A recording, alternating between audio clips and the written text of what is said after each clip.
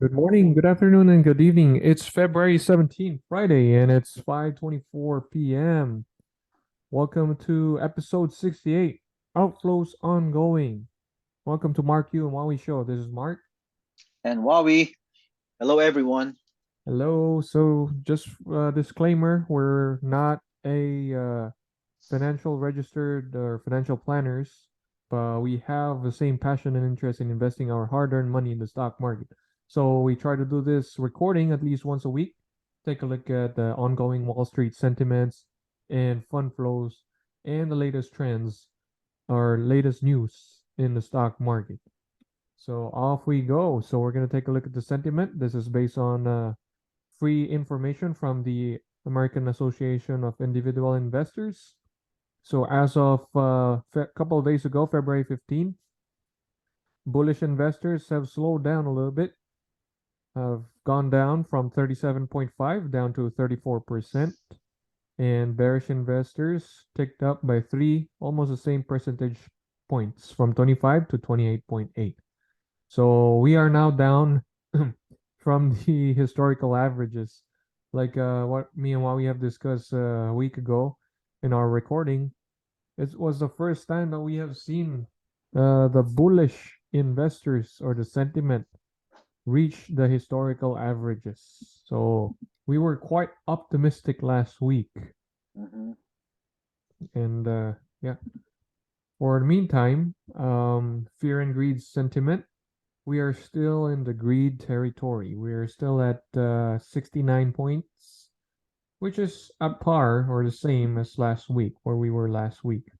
As for the market momentum, we're still on the positive side of things in terms of the S&P 500 above the 125-day moving average. So we have been on the positive side of things since January 20th. So 3 more days, or at least by next Monday, we are reaching the 1 month um, time period where we have stayed above the 125-day moving average. What this means is just basically, for the past 4 months, the market has been relatively going up, or at least on the positive side of things. Um, we haven't really looked into the put and call options, but more and more retail investors um, have been diving into this more risky side of investment. Meanwhile, it's still, on an average, at least 0.87, not as high. So when this ratio is up, especially if it's above 1, it means that investors are bearish or they think that the market would go down. So they're buying more options to protect their portfolio in case the stock market goes down. So we're relatively at the low point of the put and call option. And if we're going to take a look at the volatility index, which kind of like tracks the up and down movements of the S&P 500 for the past 5 days, we are actually down negative 6.5%. And not so long ago, I think we're relatively flat as well, right, Wawi, from last week? Well, we had a spike on it just a few days ago, and Hmm. then it's coming down again. Interesting, yeah. Mhm. Like you mentioned, yeah, we had a spike on February 16, and just yesterday to this morning, it jumped 12%. Huh. Mhm. So I guess us checking this at the end of the day of every trading week kind of like settle things down quite a bit for us to Mhm. interpret it better. So for the past 5 days, volatility spikes intraday, like during the day, have been quite quite It's been relevant. responding to the very strong economic indicators. You know the producer price index being strong, Right. and manufacturing is strong. True. And so now, they're saying that expect another 25, you know, um, beats. uh, 25 points on the federal funds rate I think I in even saw June. like in June. I think I even saw like 50 basis points at one point. Yeah, there's that debate now that they could be more aggressive uh, on the next month. They could either do 25 or 50. There you go. Yes, sir. You're right. It's from Federal Reserve Bullard joining Mester, another governor in Federal Reserve, pushing for a 50 basis point rate hike, Mhm. and then up by additional seven. Look at that. They're saying that so the St. Louis Fed is saying that want to get interest rates up by additional 75 basis points as soon as we can. Mhm. Well, So it's definitely hawkish side. yeah, it's very likely because Brainard is not gonna be in that group, and she's been a dovish one of the dovish governors there. So likely we might get a higher rate hike this next month. Right. And Goldman Sachs and Bank of America are already pricing in an extra month of rate hike until June. Wow. So I guess the market really doesn't like that. As a result, we kind of have a little bit of sell-off from Mhm. yesterday's close to this morning, and Yeah, we because slowly bounce back up. Hmm. which is what we already kind of know that middle of this year or you know the third quarter, fourth quarter, we might get somewhat of a recession Hmm. if if not something drastic happens, something disastrous, very bad news happened between that time period, things should be just a mild recession.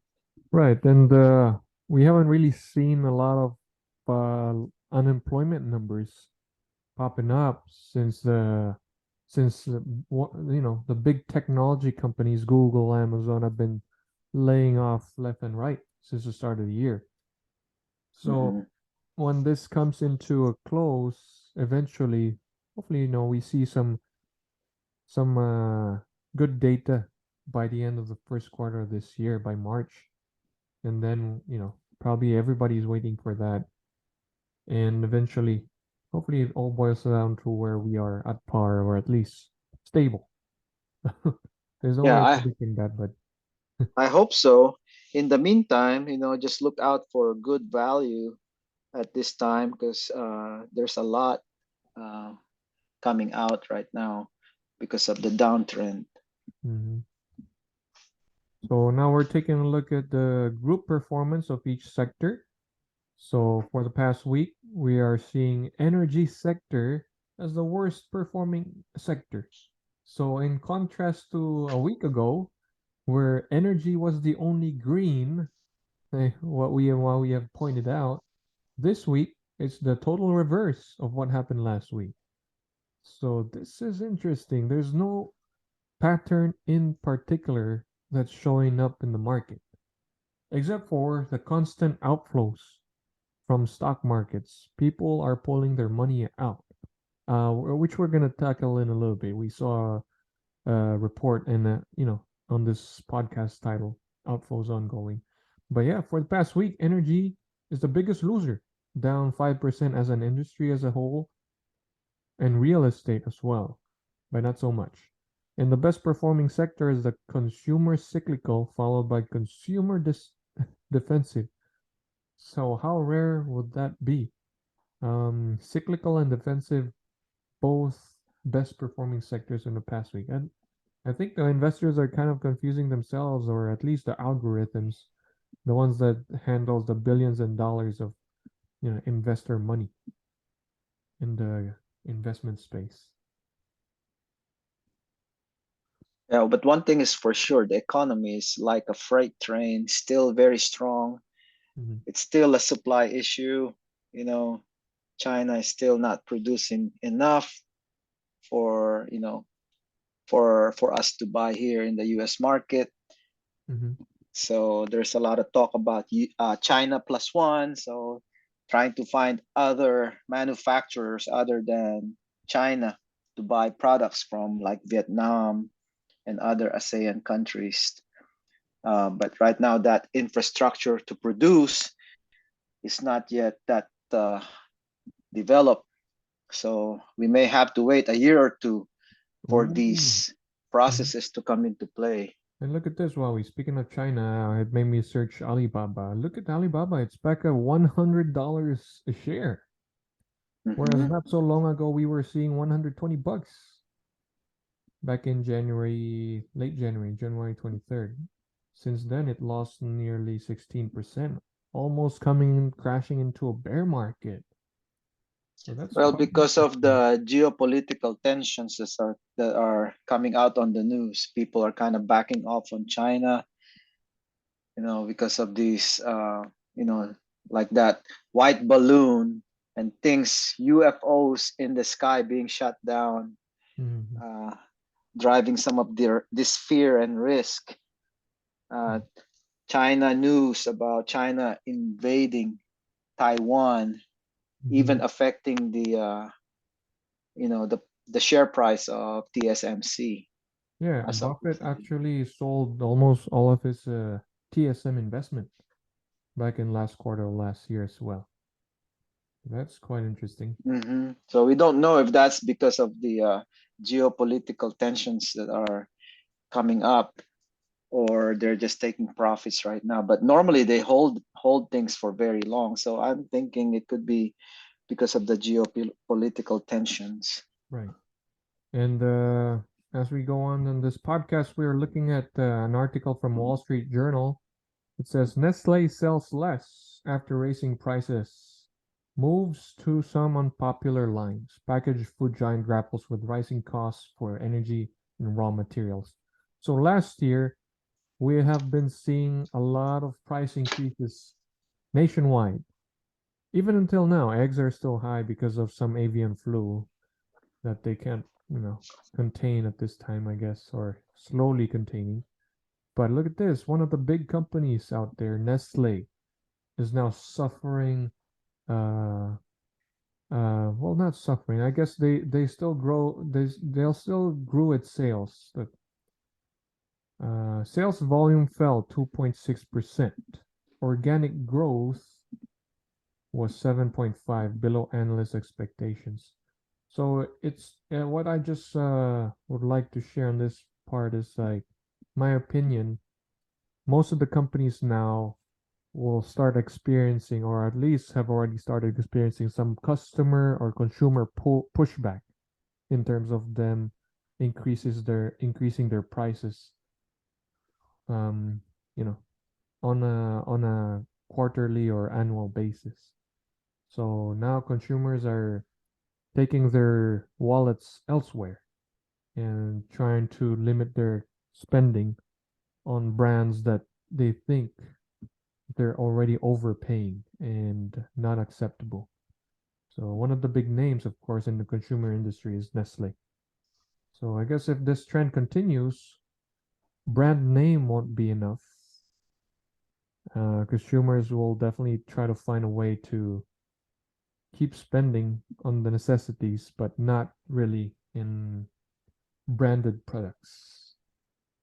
Maybe stick with generics, which Yeah, likely that's gonna be a trend for people to find items that are similar mhm, but not name branded. yeah, And even the pharmaceuticals, I think the US government is already you know moving towards that direction, trying to lower generic prices mhm, of medication. right, uh, so there's a lot of movement to do that, so we'll kind of watch that. But as of recent, we saw a big uptick on retail sales, mhm, but we don't have a granular uh, assessment of that. So as soon as I find out what people are buying, that would be a good thing to discuss in this podcast. right. And as what we've been talking about, this is an article from Bloomberg about 6 days ago. It says here America's post pandemic corporate profit boom really is over. So profits for US companies dropped for the first time since late 2020s. I mean, since late 2020 as warnings rise.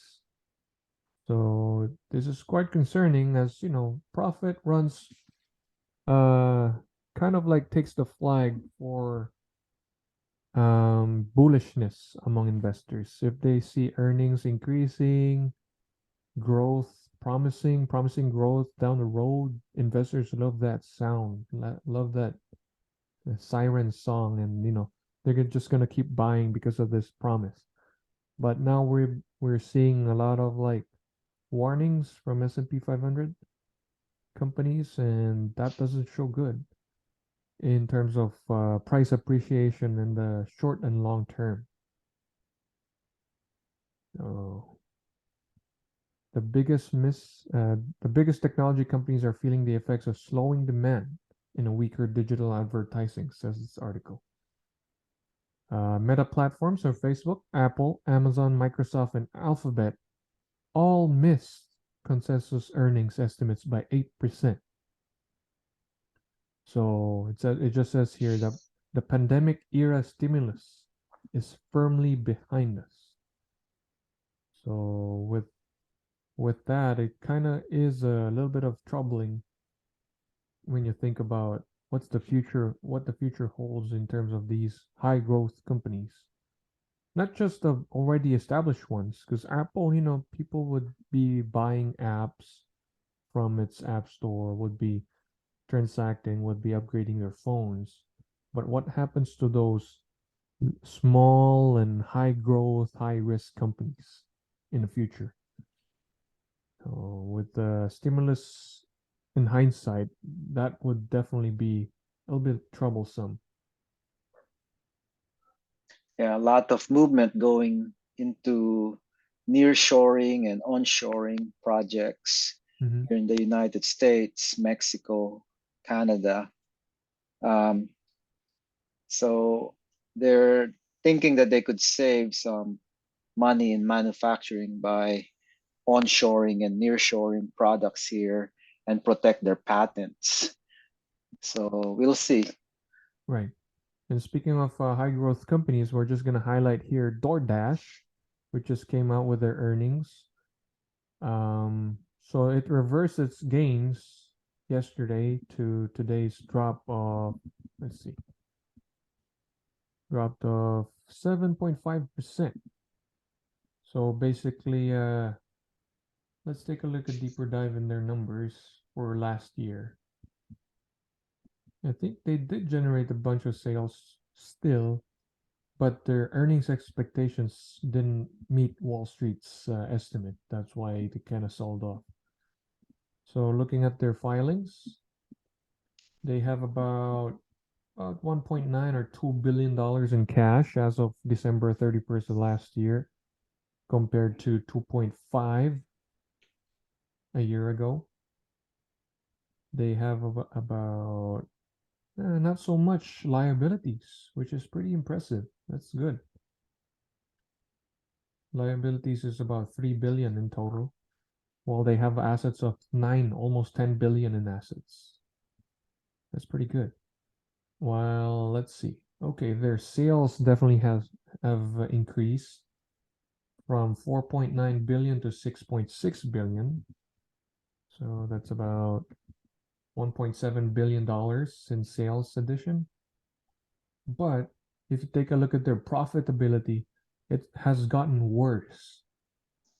From losing 452 million in 2021, they lost more than $1 billion last year, $1.12 billion, which is quite a hit. So they definitely can produce some cash flow from their operations, but after okay, so this is where the money went. They spent $400 million last year buying their own stock. 400 million. While they didn't raise any money from debt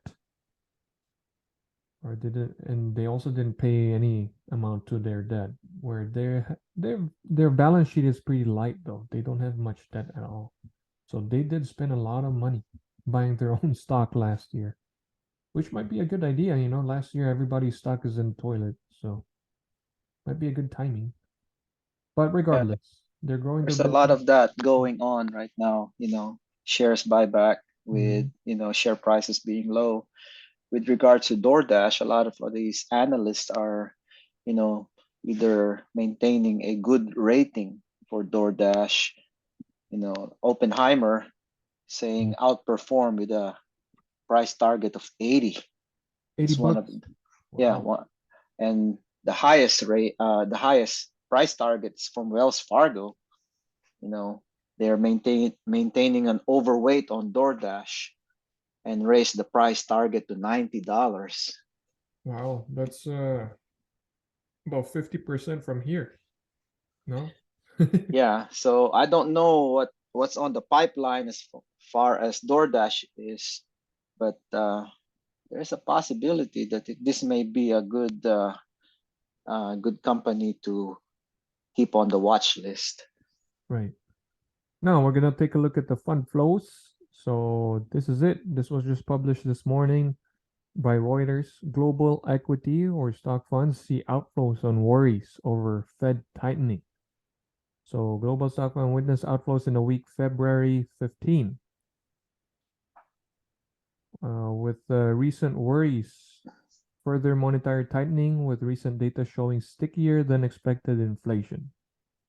So investors disposed of a net of $1.85 billion worth of global equity funds, compared to net purchases of 379 in the previous week. Wow. So US and Asian equities funds witnessed outflows of 3.5 billion and 310 million respectively. But investors purchased European funds worth $1.5 billion. So investors are pulling out of US and Asia and piling into Europe for some reason, where there is war. That's where they want to put their money to work.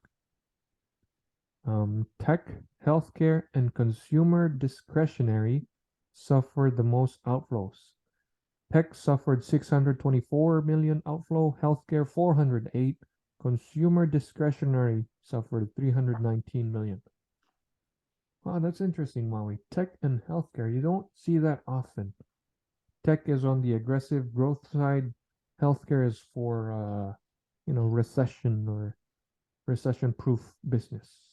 Nonetheless, they both saw a lot of outflows last week.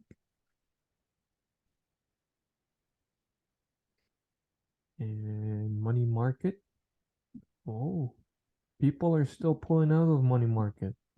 13.3 billion worth of net selling, the biggest outflow in 8 weeks. So where are people putting their money then? They're just pulling it out for the sake of pulling, staying in cash. Well, at least for today, we know it went to consumer staples Hmm. and utilities, with consumer staples uh, going up about 1.29% and utilities up by 1% today on this news about further tightening.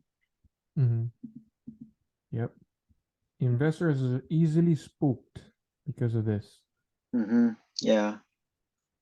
So now we're gonna just take a look at one more thing, one more company that just recently announced their earnings today. It's a company called Redfin. So we have been diving into their reports. Redfin always provides very good data in terms of U.S. housing market. So with respects to them, we're gonna take a look at their performance in 2000 or in 2022 or last year. So they have about 240 million in cash. That is down from nearly 600 million a year ago. So a lot of cash burn on this company. While I don't see much of a debt here. 23 million, not so bad. Oh, there we go. Nearly $1 billion in debt. So that could easily sink a company down. 12 months performance. So for 2022, they generated $2.28 billion in sales from 1.9 billion. So at least they still grew their business.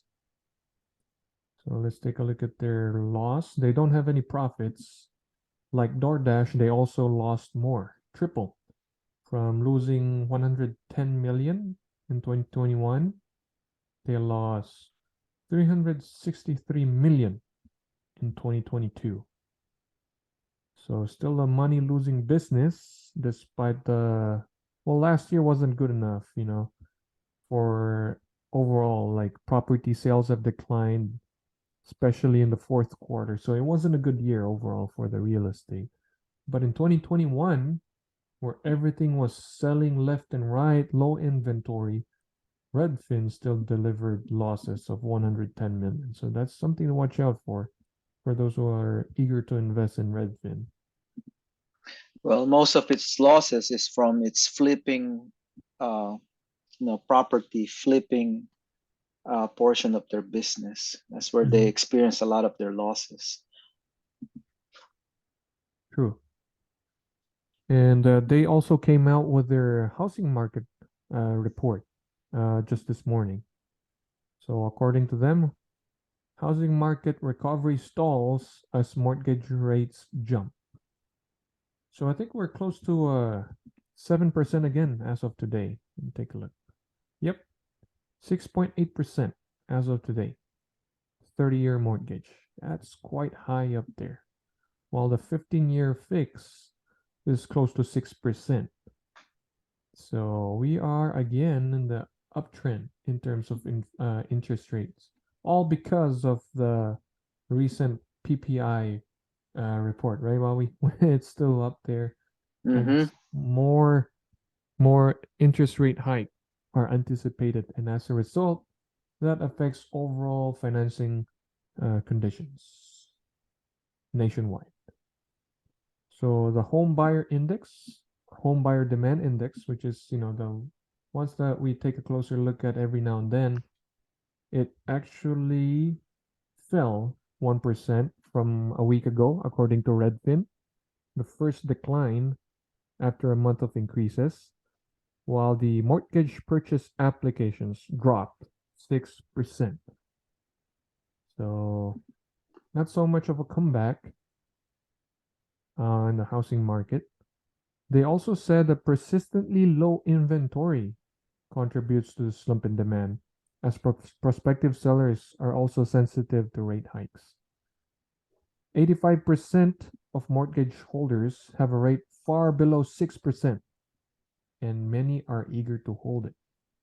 So it goes both ways, not just the buyer being intimidated by higher payments, but also the sellers. Because, once you sell your house, unless you have two or three houses on the side, you would still need to buy another house. But with higher interest rates, are not so appetizing anymore. And if you look at uh, the buyers last year, most of them are cash buyers. Mm-hmm. I yeah, I think I heard that a third of the buyers last year were big companies buying Right, homes for cash. So that took a lot of that inventory away from, you know, common people. right. The Blackstones of Wall Street, the one who has a lot deep-pocketed investors. They actually experience a lot of withdrawal requests even until now, but they're trying to limit that. So we'll see how that goes because they're designed. I mean, real estate doesn't pop up and down in value supposedly in a matter of months or years. So any abrupt changes to that cycle freaks out a lot of investors, thus the redemptions. So if we're going to take a look closer on this report, median home sale price nationwide is around $346,000. It's still up 1% last year, believe it or not. House prices are still going up for some reason. Meanwhile, median sale price fell in 20 of the 50 most populous US metros, with the biggest drop in Oakland, California, down 9%, Sacramento down 7%, Austin down 7%, Phoenix down 5.5, and Detroit down 5%. Meanwhile, increase is noted, price increase in Milwaukee 13.6%, West Palm Beach, Florida 11.2, Miami is still booming 9.9%, Columbus, Ohio 9.6, Fort Lauderdale, Florida 8.9%. Wow. Good luck to those who are trying to move into Florida. Looks like their house prices are still booming, believe it or not, despite the higher mortgage interest rate. Vacation destination Yeah. for sure, and retirement destination. Mhm. Monthly mortgage payment was at 24 or $2,428 at 6.32% mortgage rate. That's just $86 below the October 2022 peak. And currently that amount, the $2,428, it's still up $471 from last year. So interest rates are causing a lot of pain, I guess, for the would-be buyers, for those who are still planning their move. Interesting facts, right, Wawi? Yeah, yeah, a lot of uncertainty Mm-hmm. and a lot of people weighing their risk and moving away from equities. But I'm pretty sure they'll be back as soon as, you know, as soon as, the market stabilizes. So it's a different market now. Before it was so easy, you just buy any equity and it keeps everything goes up. And now everybody's shifting to value, moving out of value, back Yeah, and forth. right. Uh, Even those who have bet on the Chinese market have suffered quite a downbeat recently. yeah, so there's that geopolitical tension as well. But as we all know, it's a global economy and everyone, eh, has something to trade. So without diplomacy, we'll keep having this volatile market where things is uncertain. So when it comes to high risk, look into insurance companies. There might be, some insurance companies that are doing so well right now because of all this uncertainty. Mm-hmm. That could be a topic to discuss in a future podcast for sure. Want to take a look at some of the biggest insurers. Well, I think for one is Berkshire Hathaway with the Geico Hmm. insurance. Yeah, yeah. If we're gonna take a look at its performance since the start of the year, they are flat, zero negative 0.54. Not Hmm. bad. I think they're trailing the S&P 500. S&P is up 6.67% since the start of the year. But yeah, speaking of value stock and insurance, Berkshire Hathaway definitely is one thing that brings into mind.